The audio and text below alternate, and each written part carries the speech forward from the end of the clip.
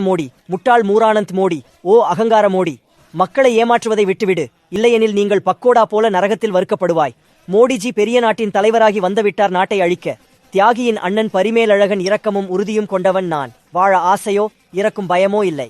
மோடி மாட்டிறைச்சி ஏற்றுமதியாளர்களிடம் நன்கொடை பெற்றார். மாட்டிறைச்சி விற்பவர்களிடம் மாடுகளை அறுப்பதற்கு பதில் அளித்தார். இறைச்சி கூடங்களை அதிகப்படுத்தினார். அரசாங்கங்களின் விற்பனையை அதிகரித்தார். அவர்களின் தெருக்களில் மது விற்கப்படுகிறது. எல்லாரும் பொய் சொல்றதுதான் பிரச்சனை. குருட்டு பக்தர்களே, எல்லாருக்கும் சொல்லுங்க, ராமர் புகழுக்கு முன்னாடி ராமரின் மனைவியை காப்பாத்தணும். எங்க நாட்டிலேயாவது காப்பாத்தணும். மணிப்பூரில் ராணுவ வீரரின் மனைவி பலாத்காரம் செய்யப்பட்டார்.